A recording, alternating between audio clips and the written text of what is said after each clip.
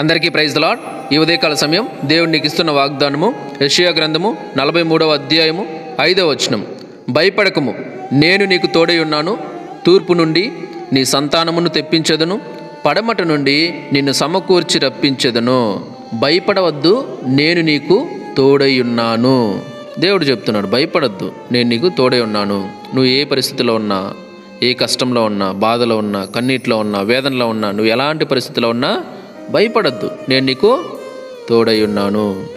ఇప్పుడు యోసేపు ఉన్నాడు, చెరసాలలో వేయబడ్డాడు, అన్నల చేత గుంటలో పడవేయబడ్డాడు.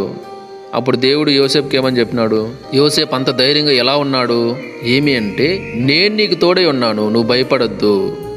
ఇప్పుడు అందరూ విడిచిపెట్టేసినా కూడా, అందరూ పక్కన పెట్టేసినా కూడా యోసేపుకి ఒకే ఒక నిరీక్షణ.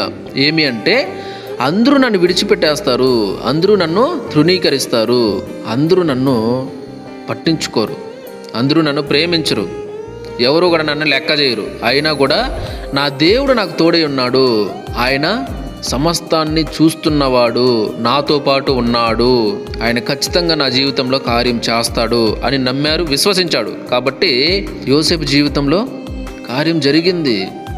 యోసేపు ఒక పెద్ద మహారాజు అయిపోయాడు. చూడండి, అలాగే నమ్మండి, విశ్వసించండి, భయపడద్దు.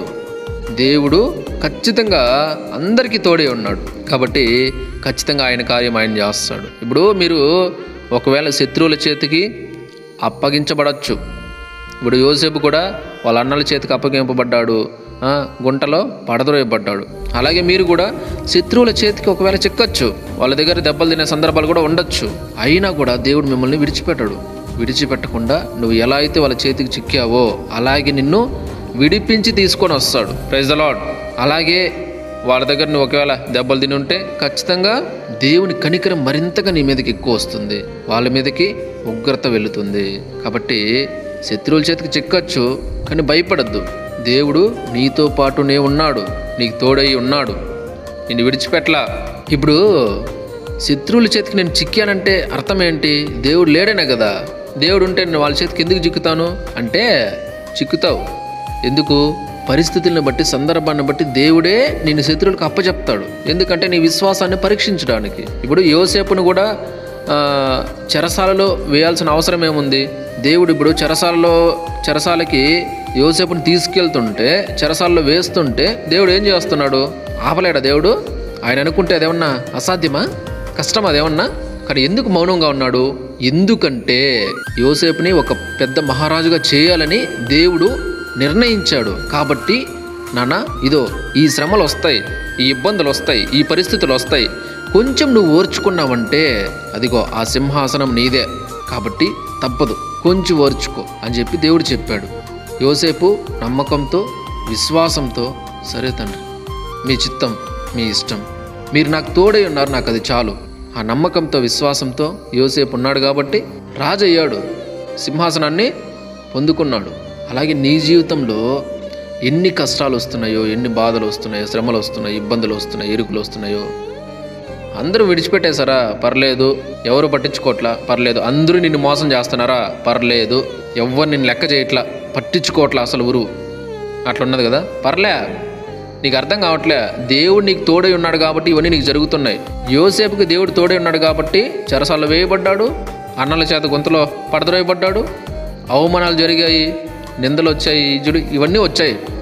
దేవుడు తోడై ఉన్నాడు కాబట్టి ఇవన్నీ నీకు వస్తున్నాయంటే అర్థం ఏంటంటే, దేవుడు నీతో పాటే ఉన్నాడు, దేవుడు నీకు తోడుగానే ఉన్నాడు కాబట్టి ఇవన్నీ వస్తున్నాయి.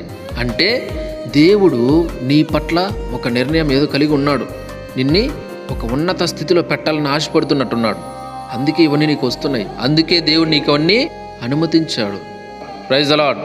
కాబట్టి కొంచెం ఓపికతో, ఓర్పుతో నువ్వు దేవుని వైపు చూస్తూ సాగిపోయావంటే ఖచ్చితంగా దేవుడు నీ జీవితంలో కార్యం చేస్తాడు. వీటన్నిటినీ తొలగించేస్తాడు, అలాగే పెట్టడు, తీసేస్తాడు. నిన్ను ఎవరైతే అవమానపరిచారో, నిన్ను ఎవరైతే దూషించారో, నిన్ను ఎవరైతే ఇష్టం వచ్చినట్టు మాట్లాడారో, నిన్ను ఎవరైతే మోసం చేశారో, నిన్ను ఎవరైతే తొక్కేయాలని చూశారో, వారందరినీ కూడా నీ పాదాల చెంతకు వచ్చేలా దేవుడు చేస్తాడు. హల్లెలూయా. కాబట్టి ఎదురు చూడు, భయపడద్దు, నిరాశపడద్దు.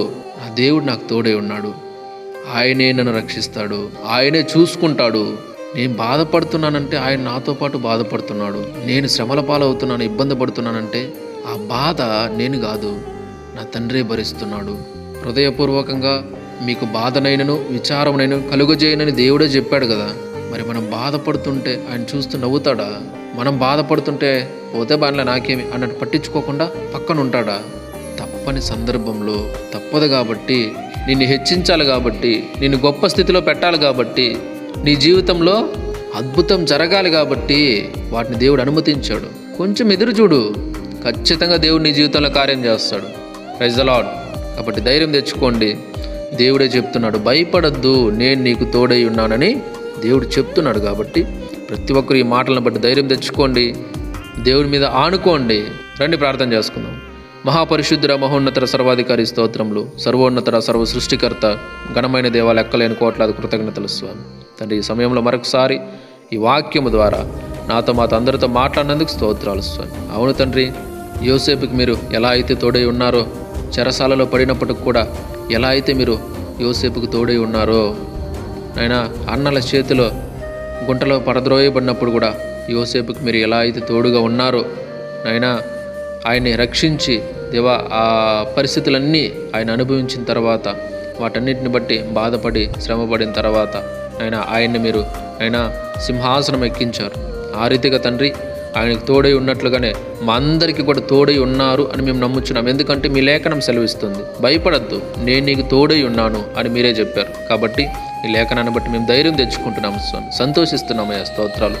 ఎన్ని శ్రమలు వచ్చినా, ఇబ్బందులు వచ్చినా, ఇరుకులు వచ్చినా తండ్రి, మా విశ్వాసం పరీక్షింపబడుతుంది కాబట్టి మేము జాగ్రత్తగా ఉండి మా విశ్వాసాన్ని కాపాడుకోవడానికి సహాయం చేయండి. స్తోత్రాలు చెల్లించుకుంటున్నాం దేవా. ఈ మాటలు ఎంతమంది అయితే వింటున్నారో వారందరికీ కూడా నేను ప్రభా యేసయ్యా నిరీక్షణ దయచేయమని, వారందరితో కూడా మీరు మాట్లాడారని నేను నమ్ముచున్నాను. స్తోత్రాలు. కృపజోపమని, కార్యం చేయమని, మరొకసారి ఈ మాటలు ఎంతమంది అయితే చూస్తున్నారు, వింటున్నారు, షేర్ చేస్తున్నారు, పేరు పేరున దీవించమని, ఆశీర్వదించమని, సహాయం చేయమని, కృపజోపెట్టమని యేసయ్య పరిశుద్ధ నామములో ప్రార్థించి స్తుతించి గణపరిచి వేడుకుంటున్నాము తండ్రి. ఆమేన్. దేవుడు మీ అందరినీ దీవించి ఆశీర్వదించును గాక. ఆమేన్.